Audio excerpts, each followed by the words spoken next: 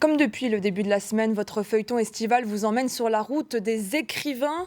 Dernière étape aujourd'hui à Honfleur où une poétesse a laissé son empreinte, Lucie de la rue Mardrus. Son nom vous échappe peut-être, pourtant c'est une autrice prolifique, unique en son genre. Aujourd'hui, des passionnés tentent de mettre en lumière sa vie grâce à ses poèmes qui sont encore enseignés dans des écoles. Le portrait est signé Mehdi Weber et Patrice Corneli.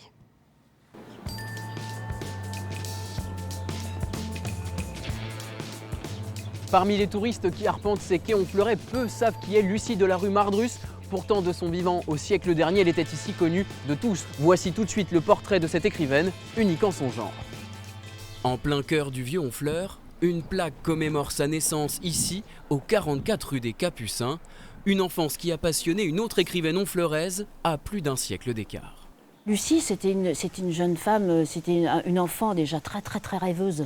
Elle embrasse les arbres, elle est folle de la nature, elle est folle des... Et du coup, elle dénote complètement, parce que ses sœurs, elles jouent du piano, elles font des choses, voilà, qui sont très ancrées dans la famille bourgeoise. Et elle pense qu'à rêver. Fascinée par le personnage, Nicole Badoir lui a consacré un roman librement inspiré de la vie et de l'œuvre de la poétesse. Je me suis intéressée à elle parce qu'on l'apprend à l'école.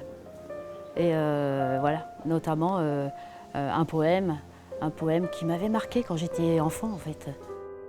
Ah, je ne guérirai jamais de mon pays.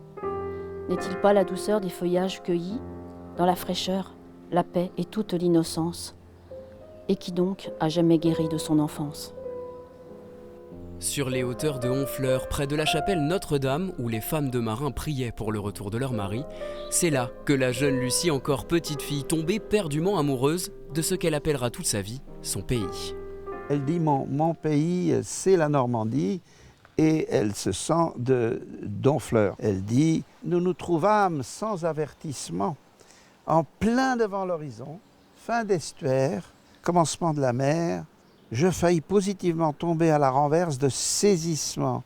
Pour elle, ça reste gravé depuis l'âge de 7 ans, puis de 11 ans, quand elle revient ici. Largement consacrée à la Normandie, son œuvre a été peu étudiée après sa mort. Alors en 2007, pour sauvegarder son héritage, des amateurs ont décidé de créer une association.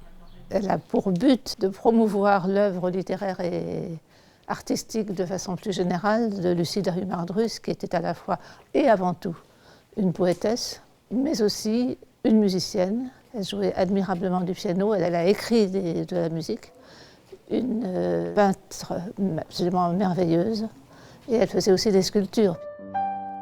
Une créativité qu'elle exprime ici au pavillon de la Reine, sa résidence d'été, encore gravée de ses initiales. Ouvertement homosexuelle et rapidement divorcée, l'artiste y vivra seule pendant près de 20 ans. Elle a un petit peu défrayé la chronique ici parce qu'elle avait une vie quand même assez libre pour son époque. Il y avait à Honfleur une communauté lesbienne, donc ça faisait jaser. Le pavillon de la Reine a été vraiment un lieu de créativité féminine.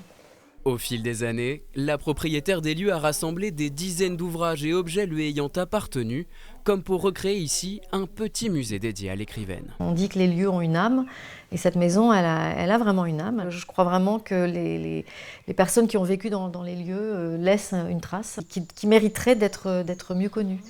Et d'ailleurs, je suis en train de créer un parcours littéraire dans Honfleur sur les traces de Lucie de la rue Mardrus. C'est ici au pavillon de la Reine que se referme cette page sur Lucie de la rue Mardrus. J'espère que cet épisode vous aura donné envie d'en savoir encore plus sur cette femme, écrivaine aux multiples facettes et figure de l'émancipation des femmes au début du XXe siècle.